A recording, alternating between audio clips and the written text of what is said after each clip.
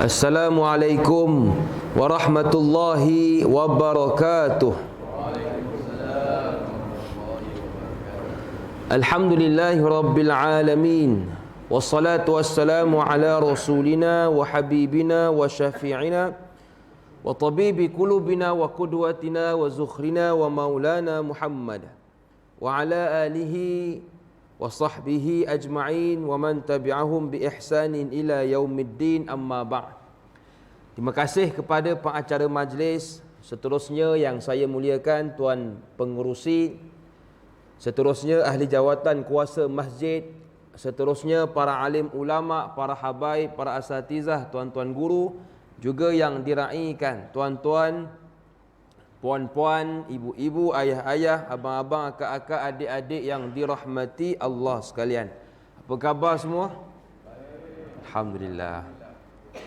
Yang pertamanya, marilah sama-sama kita menyusun kalimah syukur kepada Allah Subhanahu wa taala kerana pada pagi yang indah dan barakah ini dapat kita bertemu seketika dalam satu program solat subuh berjemaah dan kemudian diikuti pula dengan sedikit tazkirah. Mudah-mudahan pertemuan kita pertemuan yang dirahmati, diampunkan dosa dan ditambahkan pahala. Amin ya rabbal alamin. InsyaAllah pada subuh kali ini suka untuk saya kongsikan kepada tuan-tuan dan puan-puan berkenaan kemuliaan umat Nabi Muhammad sallallahu alaihi wasallam. Saya 2-3 kuliah sebelum ni di area sini juga, semalam di Darul Falah, menceritakan tentang kelebihan Nabi Muhammad sallallahu alaihi wasallam, syafaat baginda. Dan pada subuh kali ini kita nak berbincang berkenaan mulianya kita sebagai umat Nabi Muhammad sallallahu alaihi wasallam. Satu hari Ka'ab al-Akhbar menyebut, Ka'ab al-Akhbar ialah seorang sahabat. Disebutkan dalam satu kitab iaitu Syiarul A'lam An-Nubala Az-Zahabi Biz-Zahabi, Ka'ab ini ialah allazi kana yahudiyan fa aslimu ba'da wafatin Nabi sallallahu alaihi wasallam. Ka'ab ni dulu seorang Yahudi dan masuk kepada Islam setelah wafatnya Nabi Muhammad sallallahu alaihi wasallam. Kata beliau, Inna Allah Ta'ala akrama hadhil ummah bi khamsi karamat. Sesungguhnya kata Ka'ab al-Ahbar, Allah memuliakan umat Nabi Muhammad iaitu kita dengan 5 kemuliaan. Yang pertama, innahu khalaqahu du'afa hatta la yatakabbara. Sesungguhnya Allah menciptakan kita sebagai umat Nabi Muhammad ini tidaklah gagah perkasa seperti umat-umat dahulu. Kita kalau tengok umat-umat dahulu, tuan-tuan dan puan-puan, tak segagah mereka. Mereka gagah. Umat dulu di zaman Nabi Musa, di zaman Nabi-Nabi lain gagah. Boleh membina piramid, boleh membina dan membuat rumah di gunung ganang, di bukit bukau, gagah. Tapi kita tak segagah mereka. Sebab apa kata Ka'ab al-Ahbar? La yatakabbara, supaya kita sebagai umat Nabi Muhammad ikut macam Nabi Muhammad, tak sombong. Macam kita hari ni kan, ada anak muda yang main gym, yang angkat berat. Kita nak pergi Speedmart beli barang, lalu depan dia jalan berkepak. Tanya dia, dek, kau dah lama ke main gym ni? Tak adalah ustaz, baru 3 hari main. Oh, 3 hari? Ingat 3 tahun jalan berkepak macam ayam tu. Tak adalah ustaz, baru 3 hari. Sebab apa? Bila main gym, dia rasa hebat, dia rasa sadar. Salah ke? Tak salah. Tapi kalau kita main gym, kita tetap menunduk ke bumi, itulah yang terbaik. Sebab itu kata Ka'ab al-Ahbar, kita sebagai umat Nabi Muhammad kena bersyukur badan kita tak besar. Sebab kalau badan kita besar, sombong kita. Tuan-tuan jumpa dengan orang yang lebih kecil daripada tuan-tuan. Tuan-tuan lalu ke tak lalu? Tepi. Ni kontena nak lalu ni. Kan? Sebab apa kita rasa kuat? Orang yang kedil kita rasa tak kuat. Jadi itu kemuliaan yang pertama umat Nabi Muhammad sallallahu alaihi wasallam. Yang kedua, kata Ka'ab al-Ahbar, khalaqahum sigharan fi anfusihim hatta takuna mu'annatut ta'am wasyirab wathiyab alaihim akal. Kata Ka'ab al-Ahbar, dijadikan kejadian kita ini tidaklah besar, hanya kecil. Supaya apa? Jimat dari sudut belanja, makan, minuman dan pakaian. Bayangkan kalau badan kita tinggi seperti Nabi Adam alaihi salam. Nabi Adam tinggi. Disebutkan oleh Nabi Muhammad sallallahu alaihi wasallam tentang fizikal ahli syurga. Nabi bersabda, ala khalqi rajulin wahidin ala surati abihim Adam sittuna zira'an fis sama'. Hadis sahih riwayat Imam Bukhari. Kata Nabi, penghuni syurga ni wajah mereka seperti wajah ayah mereka, iaitu Nabi Adam alaihi salam. Yang mana Nabi Adam, kata Nabi, tingginya situna zira'an fis sama', 60 hasta menjulang ke langit. 60 hasta kalau kita buat kira-kira tuan-tuan, bersamaan lebih kurang 90 kaki. Bersamaan lagi lebih kurang 30 meter. Bayangkan kalau tinggi kita 30 meter. Agak-agak kalau nak buat baju raya, berapa modal tuan-tuan? Kita yang tinggi tak berapa tinggi, itu pun dah bergaduh dengan bini, betul tak? Bini kita kata, bang, tahun ni raya kita buat 3 pasang baju raya. Tak payah, 1 cukup. 1 pasang dah mahal. Dah banyak modal kita nak keluarkan. Itu baru tinggi 3-4 meter. Ini 30 meter. Tanya mak-mak kita di belah kiri, berapa 1 meter kain sekarang? Mahal. Jadi tuan-tuan, kalau badan kita ni pendek, orang duk kutuk, den pendek. Den mana? Den ketot katanya. Kalau orang duk kata kita pendek, syukur. Kata balik kat dia, aku pendek pun kalau nak buat baju jimat, kos tak besar, kau tu tinggi. Kalau nak buat baju mahal, kosnya besar. Aku lagi bagus, duit sikit dikeluarkan. Jadi syukur. Nak menunjukkan, kalau kita ni pendek ke, tinggi ke, handsome ke, tak handsome ke, cantik ke, buruk ke, semuanya ada hikmah. Ada sebab kenapa Allah jadikan begitu. Jadi itu yang kedua. Kata Ka'ab al-Ahbar, dijadikan kita umat Nabi Muhammad tidak besar, tidak kecil, supaya apa? Jimat belanja. Yang ketiga ialah waja'alahum fuqara hatta takuna hisabahum fil akhirati aqal. Dijadikan ramai umat akhir zaman ini tidak kaya, supaya mereka di hari kiamat tidak terlalu lama dihisap. Macam kita hari ni kalau tengok orang kaya tu ada tapi tak ramai. Tak sekaya orang dulu. Orang dulu berhala tu dibuat dari emas. Punya kaya, emas dibuat berhala Tuhan mereka. Kita jangan kata ni emas pun tak ada kita. Mereka kaya. Dan kita tak sekaya mereka. Supaya apa? Kata Ka'ab al-Ahbar, supaya di hari kiamat tidak terlalu lama dihisap. Sebab itu kita hari ni kalau dengar ada orang kaya, kita syukur je lah. Saya ni ustaz nak kata kaya tak kaya juga. Ada tu ada juga. Jadi alhamdulillah. Supaya apa? Kita tak terlalu lama dihisap di akhirat kelak. Macam orang kaya lah. Orang kaya sebenarnya pening. Yang pertama, macam mana nak jaga duit tu. Kalau duit berjuta-juta, pening dia. Takut kena curi, takut kena diambil orang. Dan yang kedua, dia fikir pula macam mana nak lagi kaya. Sebab orang kaya, kalau dah kaya, dia nak lagi kaya. Tapi kalau orang yang dah biasa-biasa ni, dia okey je, dia rasa cukup. Tapi kalau once kita dah kaya, dia akan ada satu sifat nak kaya lagi. Sebab itu hari ni, kalau kita ni cukup-cukup, makan pun cukup, pakaian pun cukup, keluarga pun ada, alhamdulillah. Supaya apa? Kita rasa bersyukur kepada Allah Subhanahu wa ta'ala. Yang keempat, ja'alahum akhiral umam hatta yakuna baqa'uhum fil qabri aqal. Dijadikan mereka umat paling akhir. kita ni umat Nabi yang paling akhir, supaya kita ini tidaklah terlalu lama duduk di dalam kubur. Macam kita umat paling akhir, taklah selama dengan umat-umat dulu yang lebih mati awal berbanding kita, supaya apa kata Ka'ab, tidak terlalu lama di dalam kubur.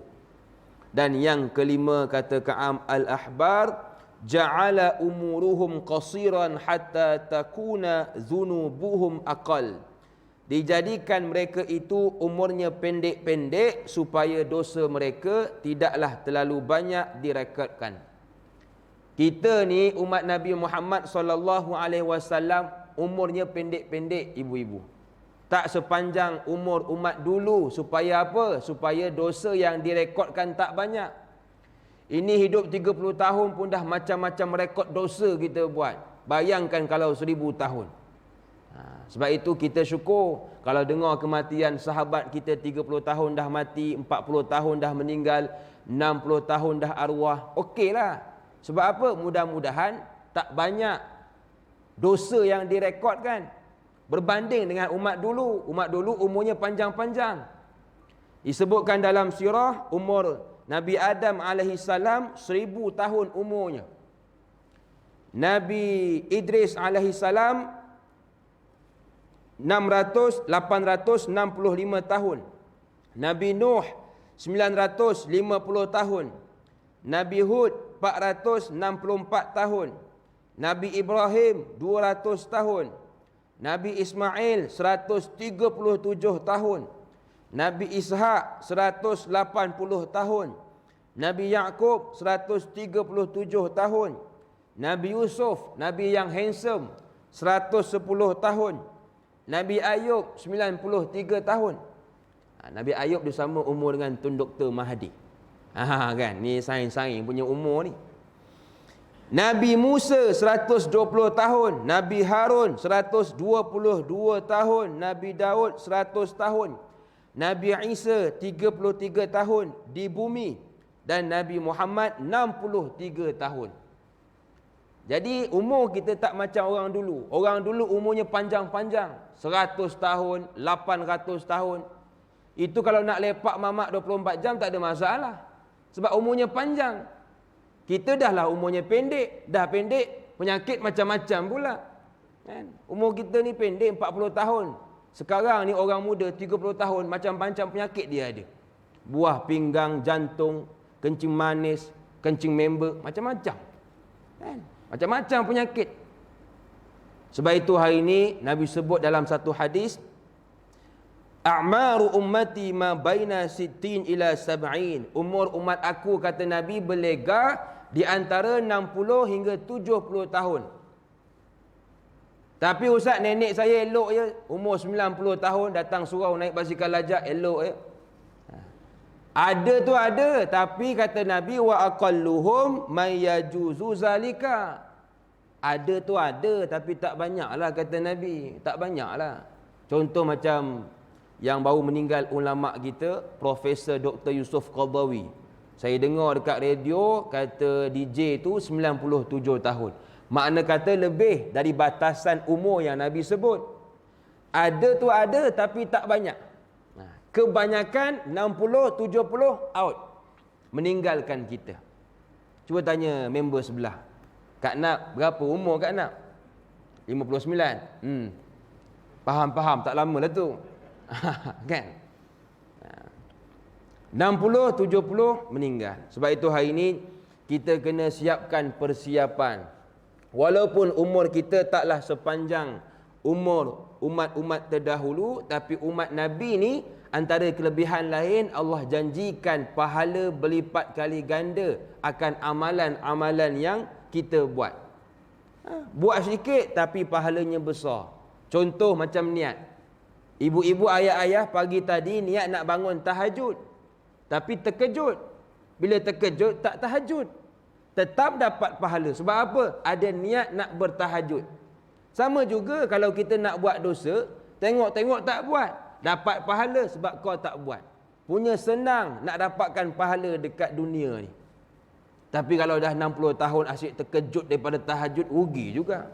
Tak apa ustaz, yang penting niat, terkejut pun terkejut kata dia. Tak boleh macam tu, kena usaha juga. Ni duk pakai niat Bang, tak solat ke bang? Yang penting niat. Abang makan ke? Makan. Abang niat sudah lah. Mana boleh ustaz kena makan? Tahu pun.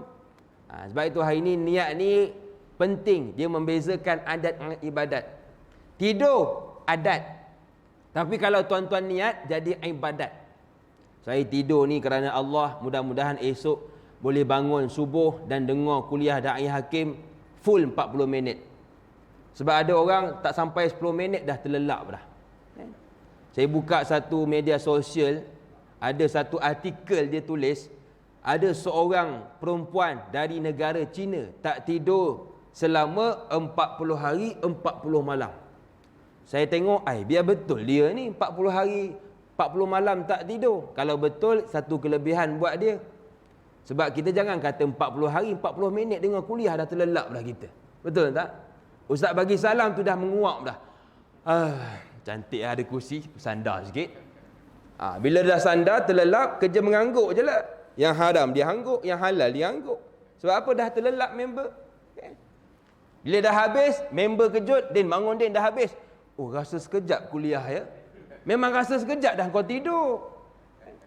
Orang hari ni kan begitu. Betul lah ustaz, kita dah di akhir zaman. Kenapa pula? Rasa sekejap je daripada subuh nak ke maghrib. Memang sekejap dah kau tidur sepanjang hari.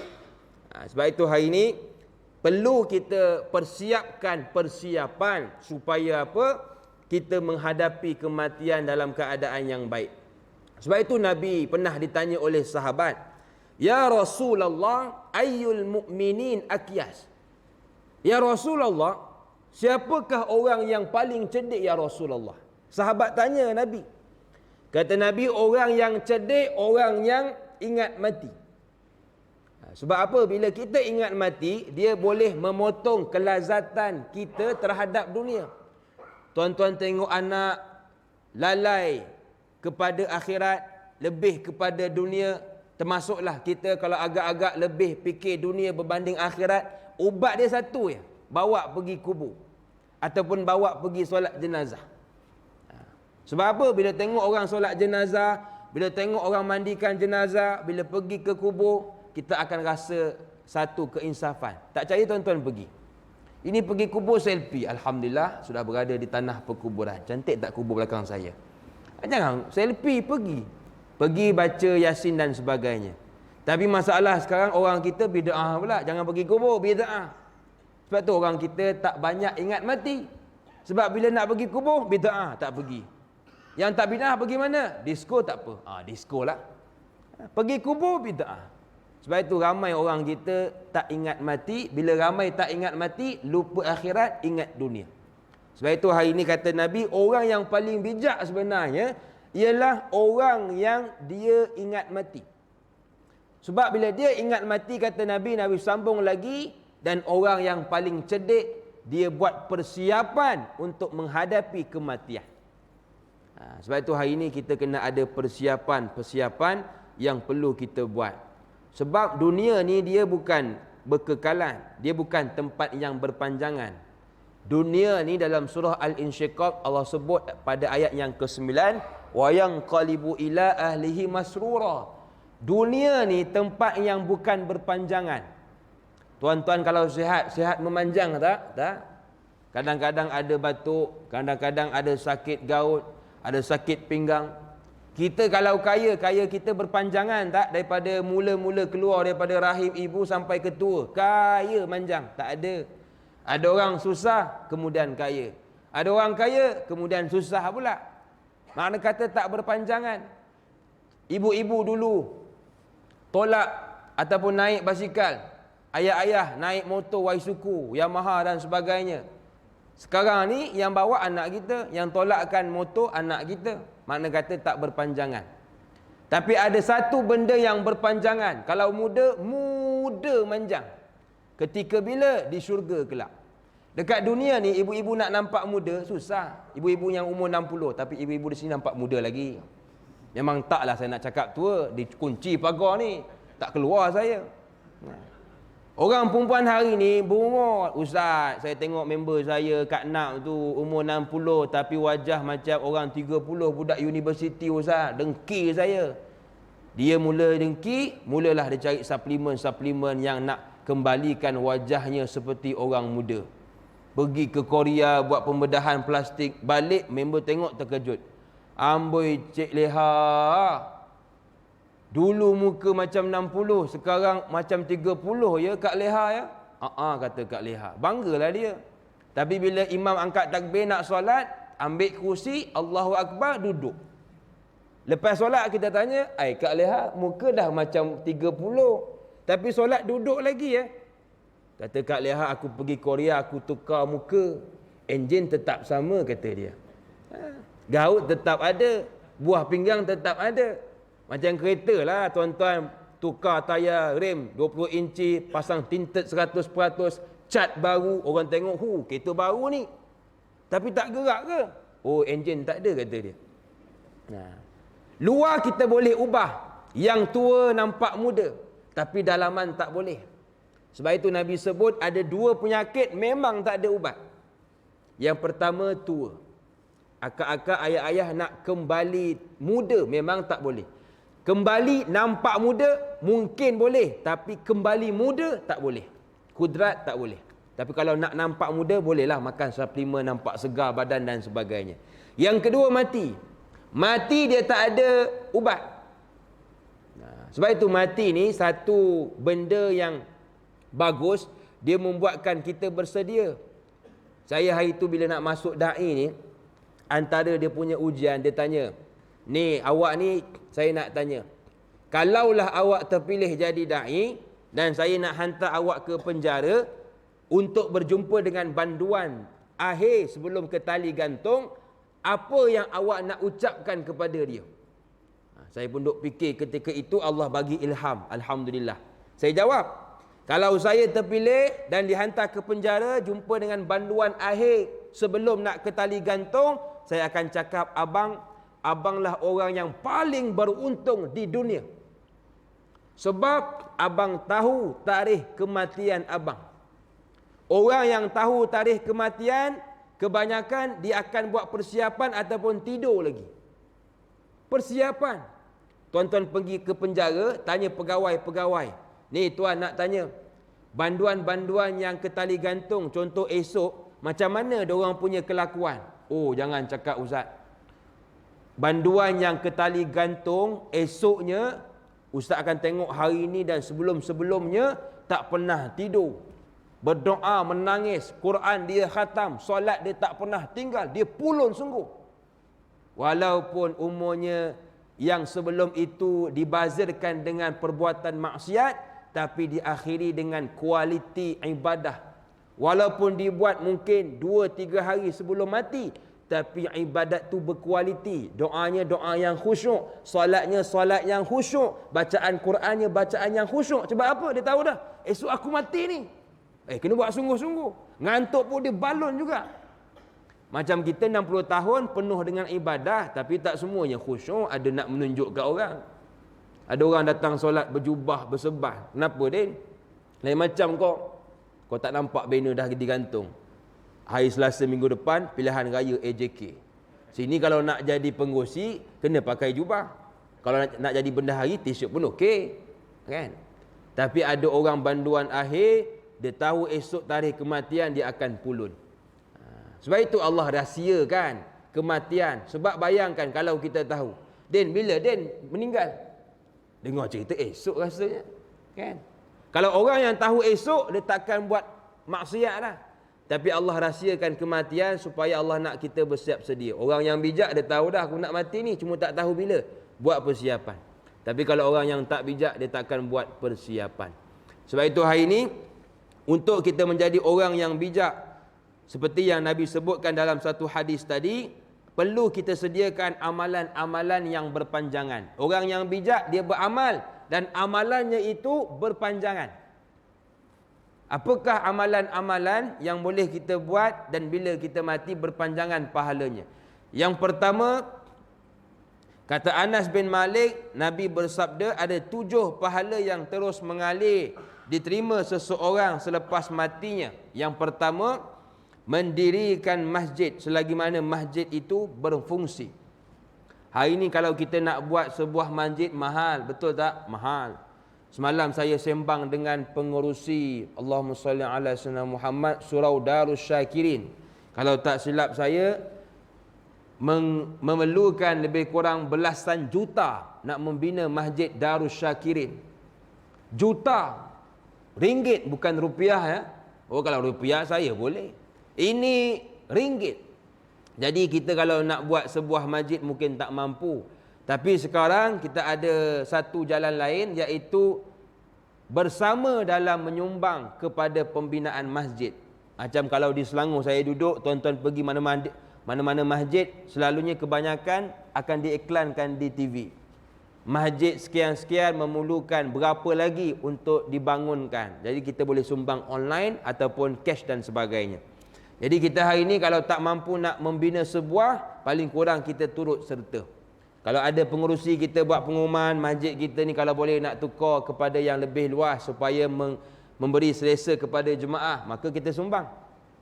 Orang yang bagus ialah orang yang bersegera. Dalam Quran Allah sebut ada golongan-golongan ahli syurga. Syurga ni dia banyak tingkatan macam neraka. Dan dalam syurga dia ada golongan. Macam kita golongan B40 dekat dunia, M40 dan sebagainya. Syurga pun dia ada golongan. Mengikut amalan. Kalau syurga tinggi, amalan dia tinggilah. Kalau syurga rendah, amalan biasa-biasalah. Jadi antara golongan dalam syurga, semalam saya dah sebut dekat Darul Falah, Muqarrabun. Muqarrabun ni TikTok VVIP dalam syurga. Orang yang dekat dengan Nabi, yang dekat dengan Allah. Macam mana nak jadi, tuan-tuan tengok balik live. Jangan lupa like, comment and share. Okay? Itu Muqarrabun, VVIP dalam syurga. Golongan lain sebelum VVIP, kalau tak dapat Muqarrabun, dapat ni pun cukup lah. Yang disebut sebagai Al-Abrar. Al-Abrar ni macam mana nak jadi? Allah ajar dalam surah Mutaffifin, kalau kau nak jadi Al-Abrar, antara golongan yang TikTok juga dalam syurga ialah falyatanafasil mutanafisun. Bersegera dalam melakukan kebaikan. Macam kita hari ni yang buat baik ramai tak? Ramai. Kalau tanya orang sedekah, ramai. Bayar zakat, ramai. Tapi yang bersegera dalam melakukan kebaikan, itu tak ramai. Contoh bila pengurusi buat pengumuman, kita nak minta sumbangan bagi membina masjid ataupun membaik pulih masjid. Orang sedekah ada, tapi lambatlah. Mungkin esok baru ada orang nak sedekah, balik dia bincang dengan bini. Yang nak bagi ke tak nak, bagilah abang. Berapa? 10 sudah. Okey, 10 contoh. Tapi ada orang bila diajukan soalan, pengurusi tak habis ucap lagi, ulur dah. Pengurusi ambil. Oh, laju kamu bagi ya? Biasalah. Berapa ni? 50 sen. Patutlah. 50 sen laju dibagi ya. Tak fikir dah. Ada satu kisah tu, saya pergi ke sebuah masjid di Selangor, tempat saya. Masa tu hari Jumaat. Hari Jumaat biasalah, sebelum nak mulakan program khutbah Jumaat dan sebagainya tu, akan ada orang hulur tabung daripada hujung ke hujung. Sini pun sama ya? Tak ada? Di sana ada lagi. Jadi saya duduk di saf belakang, di hadapan saya adalah orang lain tu. Jadi bila tabung tu bergerak, orang yang daripada hujung tu laju, masing-masing keluarkan dompet. Tapi ada seorang pakcik duduk depan saya, dia relax je. Dia tak keluarkan dompet, dia tak selup poket, dia buat relax je. Dalam hati saya kata, hai pakcik ni dah tua-tua, sumbang lah, kau tu tak lama nak mati dah. Kan? Relax je pakcik tu. Kemudian bila tabung tu lalu depan dia, automatik dia masukkan poket dan dia keluarkan dompet, dia ambil 100, dia masukkan. Saya ketika itu sebut salah. Allah, silap aku pergi mengutuk pakcik ni. Sebab apa? Orang lain laju juga ambil dompet sam. Tapi bila ambil dompet, lama sikit. Duk fikir. Hijau, ungu, biru. Birulah. Dia RM1. Ikhlas yang penting, kata dia. Kan? Ada orang laju tapi bila nak pilih duit, selup. Tapi pakcik ni, dia relax. Duit pun dia tak ambil, poket pun dia tak selup. Tapi bila dah lalu tabung, dia ambil dompet, dia keluarkan dompet. Masa saya tengok, penuh duit dia. Dia tak berkira, dia terus ambil 100 warna ungu, masukkan dalam tabung. Menunjukkan apa? Falyatanafasil mutanafisun, bersegera dalam melakukan kebaikan. Itulah perbezaan antara kita dengan jemaah yang lain. Jadi yang pertama kata Nabi, persiapan yang perlu kita buat, lagi-lagi memastikan amalan kita amalan yang berpanjangan walaupun kita dah meninggal, membina masjid selagi berfungsi. Yang kedua, mengalirkan sungai. Hari ini kalau kita nak mengalirkan sungai lagi susah, bukan senang. Kalau tak mampu tak apa. Yang ketiga kita beralih, iaitu menulis Quran, mushaf Quran. Ibu-ibu di sini kalau ada masa, ada kudrat, tulis Quran. Paling kurang surah Al-Mulk contoh, ataupun Yasin. Sebab dua surah ni surah yang selalu kita baca, betul tak? Al-Mulk sebelum tidur, selepas Isyak. Yasin setiap malam Jumaat. Jadi kalau boleh, tulis. Tak mampu 30 juzuk, ambil surah-surah penting. Contoh macam Yasin. Yasin tak banyak, 83 ayat. Target satu hari satu ayat. Tulis cantik-cantik, print, tunjuk dekat pengurusi. Ni tuan, saya ada buat satu tulisan. Agak-agak boleh baca tak tulisan saya? Kalau tak boleh baca, tak apalah. Kalau boleh baca, print, kasih tukar. Masjid tak payah keluarkan modal beli Yasin. Gunakan saya punya Yasin punya tulisan, baca setiap malam Jumaat. Ataupun surah Al-Mulk. Jadi selagi mana orang duk baca Yasin, duk baca Al-Mulk, hasil tulisan kita, selagi itulah kita dapat pahala. Sama juga bila kita meninggal, pesan kat anak, dek, bila mak meninggal kau tak payah dah ambil Yasin masjid. Bukan apa, kadang-kadang anak kita ni kalau ambil Yasin daripada masjid, dia ambil tak pulang-pulang lah. Jadi pengurusi imam AJK lain duk cari mana Yasin masjid kita ya. Bila pergi ke rumah arwah, baca Yasin, tengok kat erak, mam, itu macam Yasin masjid kita. Mana tu? Itu kita punya tu. Elok-elok jemaah datang nak mendoakan ayah kita, tukar kepada kutuk. Datang nak siapa curi Yasin masjid, contoh kan. Jadi hari ni pesan kat anak, tak payahlah kau pinjam dengan masjid. Ni mak punya tulisan Yasin, kau hulur. Orang datang nak baca Yasin dekat arwah mak dan ayah, kau bagi Yasin hasil tulisan kami. Yang keempat, orang yang membuat telaga selagi ada orang yang menggunakannya. Membuat perigi. Dulu ada satu zaman orang jumpa dengan Ibnu Mubarak. Ibnu Mubarak ni tok guru kepada Imam Bukhari. Imam Bukhari dah hebat, tok guru jangan cakap lah. Orang jumpa kepada tok guru Imam Bukhari, wahai tuan, saya ni ada sakit. Dikatakan ada sedikit luka di kawasan lutut, area lutut. Saya dah jumpa macam-macam lah, dah jumpa doktor pakar. Orang kata kalau tak sihat jumpa doktor pakar bagi ubat, dah makan tak sihat juga. Ustaz kata takut gangguan, jumpa Ustaz Syifa, Ustaz Syifa bacakan Yasin dekat air, saya minum air tu tak sembuh juga. Air apa yang tuan minum? Ustaz tu bacakan Yasin, yalah kat air apa? Air ketum. Oh patut tak jadi sembuh. Air ketum dibacakan Yasin. Jadi dia jumpa dengan Ibnu Mubarak. Dia kata saya dah usaha macam-macam dah tuan-tuan, tapi tak sembuh juga. Lalu kata Imam Ibnu Mubarak, ginilah, cuba kau cari satu kawasan yang tak ada air, kau galikan perigi dan kau niatkan selagi mana air di perigi tersebut digunakan oleh penduduk di situ, mudah-mudahan Allah sembuhkan luka di lutut kamu. Jadi dia pun tak cakap banyak, terus buat. Sebab orang dah sakit, bila orang kata apa, dia buat. Sebab dia nak sihat.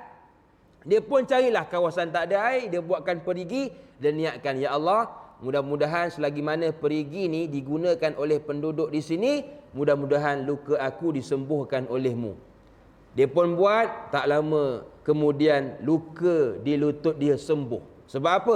Hasil asbab dia usaha buat perigi di kawasan tak ada air. Jadi tuan-tuan kalau dengar cerita ada member kita tak ada air, hulur bantuan. Dengar cerita rumah kau tak ada air, datang rumah aku. Kan? Supaya apa? Kita dapat fadilat tersebut. Yang kelima, menanam tanaman selagi ada yang memakannya, tak kisah sama ada dari manusia ataupun burung. Macam kita hari ini ada tanam pisang, ada tanam buah-buahan yang lain, dan kadang-kadang dimakan oleh binatang. Kalau bukan binatang yang ambil, manusia yang perangai binatang ambil. Kan? Jadi kata Nabi, kalau dua ni ambil, macam mak saya di kampung, saya kalau balik kampung mak saya mengeluh. Kenapa mak kerja mengeluh je? Mana tak mengeluh, kata mak saya, nangka mak ni. Bila dah buah sikit, datang kera. Datang monyet duk ambil. Bila besar sikit, datang monyet ambil. Tu mak mengeluh tu, baru nak makan dah hilang. Saya kata, mak jangan risau mak. Mak niatkan je. Selagi mana monyet tu ambil nangka mak, selagi itulah mak dapat pahala. Itu kalau monyet dengar seronok monyet tu. Dibenarkan oleh anak mak tu. Nah, jadi tuan-tuan, kalau kita duduk macam perumahan kan, mungkin kita tanam buah. Dan kadang-kadang buah kita jatuh dekat kawasan jiran kita cakap awal-awal, ni Man, kalau kau nampak mangga aku ni jatuh di sebelah rumah kau, kau ambil lah, aku halalkan, makanlah sekeluarga. Tapi kalau sepokok, bagi balik, kata dia kan. Kan, aku kalau satu boleh tahan lagi lah. Kita niatkan awal-awal, contoh ada kucing makan, ataupun ada binatang-binatang lain makan, kita niatkan, mudah-mudahan bila binatang ni makan, mudah-mudahan menjadi pahala jariah yang berkekalan kepada saya. Itu yang keenam. Dan yang terakhir saya fikir, antara amalan-amalan yang perlu kita buat ialah yang keenam, kedua yang terakhir, mengajarkan ilmu agama dan diamalkan oleh orang yang mempelajarinya. Tuan-tuan dapat ilmu pada pagi ni, jangan kita biarkan. Yang pertama amal, yang kedua sebarkan. Makna kata macam mana ustaz sebar? Sekarang ni macam-macam boleh kita buat sebaran. Kalau yang boleh berceramah balik. Akak-akak yang boleh bagi tazkirah dekat muslimat, bagi tazkirah dekat muslimat. Saya ni ustaz, bukan tak boleh ceramah ustaz. Saya kalau bercakap depan orang memang saya tak berani ustaz. Tapi kalau membawang insya-Allah boleh. Kan. Jadi membawang tentang orang yang boleh membawang. Ada tak dalam dunia ni orang yang bila kita ceritakan keburukan dapat pahala? Ada tak? Ada. Orang lain bila kita cerita buruk, kita dapat dosa. Tapi ada satu orang bila kita ceritakan keburukan dia, kita dapat pahala. Iaitu Fir'aun laknatullah. Fir'aun ni kalau tuan-tuan ceritalah seburuk-buruk perangai Fir'aun, bukan dapat dosa, dapat pahala. Jadi kalau nak membawang tentang Fir'aun. Ni leha, aku nak membawang sikit. Siapa? Ni Pak Fir'aun ni. Aku gang betul dengan dia. Dia kaya sombong. Jadi bila kita membawang tentang orang seperti Fir'aun, kita akan dapat pahala. Adapun orang lain, kita akan dapat dosa. Jadi hari ni kalau kita nak sebarkan ilmu senang. Macam ibu-ibu selalu yang mencatat kan. Saya pesan dekat kawasan saya, ayah-ayah yang ada mencatat, catat contoh kuliah subuh khas Da'i Hakim. 7 amalan yang pahalanya berpanjangan. Buat satu persatu. Jadi print banyak-banyak, letakkan di pintu keluar ataupun masuk surau masjid kita. Jadi orang yang bila dia keluar, dia tengok, ni apa ni? Ringkasan kuliah khas Da'i Hakim, 7 amalan pahala berpanjangan. Orang ambil, orang baca, orang tahu, orang buat, kita dapat pahala selagi mana dia buat. Sebab itu kata Hamka, kenal Hamka? Hamka ulama Nusantara. Kata dia, kalau kita nak mengenali dunia, ibu-ibu nak kenal dunia, tapi kalau nak pergi travel, duit tak ada. Saya bukan orang kaya ustaz. Tapi kita nak kenal macam mana Eropah, macam mana Asia, macam mana orang Arab, nak kenal. Tapi tak ada duit. Kata Hamka, baca. Dengan membaca, kita boleh tahu. Sebab itu kadang-kadang bila kita lepak dengan kawan kan, sebelum kita nak cerita, dia angguk lah. Aku semalam pergi Eropah man. Oh Eropah cantik kata dia. Kau pernah pergi? Aku tak pernah pergi. Habis macam mana kau tahu? Aku baca dekat dalam artikel, surat khabar dan sebagainya. Sebab apa? Orang yang membaca, dia boleh mengenali dunia walaupun dia tak pergi. Itu untuk mengenali kata Hamka. Tapi kalau kamu nak dikenali, saya ustaz, bila tengok ustaz famous, saya pun nak famous juga. Ustaz bila pergi mana-mana orang nak bergambar. Saya haram nak bergambar dengan saya. Saya pula yang ambilkan gambar orang. Jadi macam mana ustaz saya nak famous? Macam mana saya nak dikenali? Kata Hamka, menulis. Nak mengenali, membaca. Nak dikenali, menulis. Ibu-ibu tulis 7 pahala yang berpanjangan yang kita kongsikan tadi, letakkan di pintu keluar. Jadi bila orang tengok, siapa yang tulis ni? Kak Nap ikan patin. Kita pun kata, Kak Nap siapa ni? Mula dia tanya, ni imam nak tanya, Kak Nap ni siapa? Oi, Kak Nap ni jiran saya, rumah dia depan tu. Datang orang lain daripada Selangor, datang singgah sini, nak keluar tengok hasil ringkasan ceramah Da'i Hakim 7 pahala yang berpanjangan. Tengok daripada Ka'nab ikan patin. Siapa dia ni? Oh, ni rumah depan saya. Jenuh Tok Imam nak jawab. Pergi lagi. Ka'nab yang biasa-biasa menjadi terkenal. Sebab apa? Hasil tulisan. Orang duk mencari-cari. Sebab itu hari ini kita kalau nak mengajar mungkin takut, nak bercakap mungkin segan. Paling kurang kita gunakan tulisan kita. Datang ustaz bagi ceramah, dengar betul-betul, kita konklusikan, simpulkan buat lebih mudah dalam bentuk point. Orang datang, orang ambil, orang akan baca. Yang pertama, kita dapat pahala. Yang kedua, kita dapat terkenal menjadi seperti artis yang dicari-cari oleh orang. Jadi itu antara benda yang keenam kita boleh buat, ajarkan ilmu. Yang ketujuh, orang yang meninggalkan anak soleh. Macam tuan-tuan saya pasti anaknya ramai. Macam adik-beradik mak saya, adik-beradik mak saya 15 orang. Meninggal 3, tinggal 12. Hebat. Saya tanya mak, atuk kerja hebat ke mak? Nenek kerja ke? Kata mak, mana ada. Yang kerja kuat atuk engkau seorang je. Nenek kau main TikTok kat rumah. Yang kerja kuat atuk engkau seorang je. Saya tanya, atuk kerja hebat ke mak? Kerja bank ke? Kerja pegawai khas besar ke? Kata mak, mana ada, atuk engkau kerja padi je. Atuk engkau siang dia kerjakan padi, malam dia kerjakan nenek engkau. La ilaha illallah. Patut anak ramai 12 orang, pagi petang bekerja. Jadi anak yang ramai, tapi kalau kita jadikan mereka anak yang soleh, berbaloi. Tapi kalau anak yang ramai tak soleh, kita pening dekat dunia, akhirat lagi kita pening.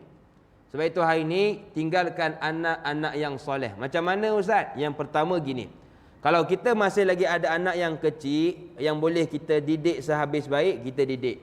Bak kata orang kita, meluntur buluh biarlah dari rebungnya.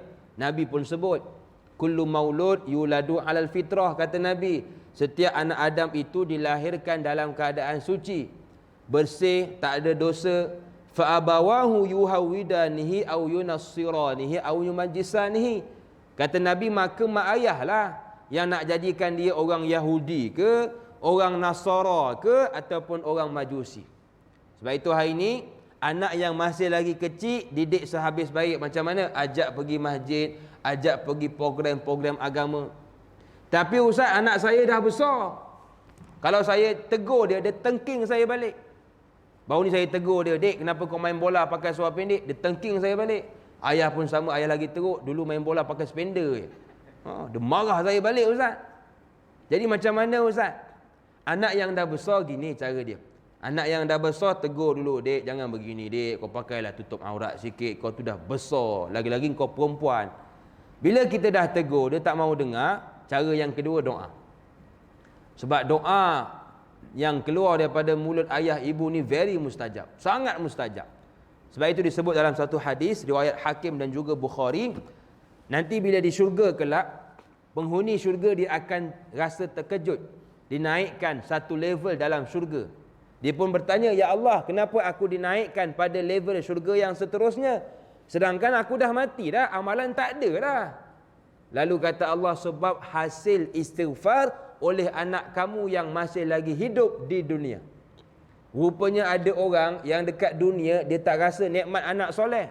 Dia dah tegur, dia dah doa pagi, petang, siang, malam, anak dia tak soleh. Dia tak rasa nikmat anak soleh ketika di dunia. Tapi dia rasa ketika bila? Dah mati kelak. Masa kita hidup, anak kita sombong, jahat. Tapi bila kita dah mati, anak kita insaf. Dia kata dulu masa mak ayah ada, aku tak berkhidmat, aku tak berjasa. Tapi bila mereka dah meninggal, aku rasa insaf. Dan bila dia insaf, dia mulalah istighfar untuk kita. Baca Yasin, niatkan untuk kita. Sedekah, niatkan untuk kita. Dan ketika itulah kita orang yang paling bahagia di syurga kelak. Sebab itu hari ini, ada orang dia doa punya doa, dia rasa nikmat anak soleh di dunia. Anak yang tak soleh, dia doa jadi soleh. Dekat dunia dah rasa dah. Tapi ada orang, dia tak rasa dekat dunia, tapi dia rasa di akhirat kelak. Sampai satu masa, anak dia menjadi anak yang soleh. Sebab itu hari ini, ibu-ibu, banyakkan doa. Kalau tak rasa nikmat anak soleh dekat dunia pun, paling kurang di akhirat kelak, kita akan merasakannya. Sebab, mulut seorang ibu dan ayah, pasti Allah kabulkan. Pasti punya. Kalau tak dunia, insya Allah di akhirat kelak. Jadi anak yang dah besar, doakan selalu kepada mereka, mudah-mudahan menjadi anak yang soleh. Jadi itulah 7 amalan yang saya fikir sebagai penutup kepada kuliah kita pagi ini. Mudah-mudahan amalan yang saya kongsikan, kalau tak dapat buat 7, buatlah 2, 3 ataupun 4. Mudah-mudahan menjadi pahala yang berpanjangan kepada kita di akhirat kelak. Wallahu a'lam. Mudah-mudahan apa yang baik boleh sama-sama kita amalkan, yang tak baik sama-sama kita tinggalkan. Assalamualaikum warahmatullahi wabarakatuh.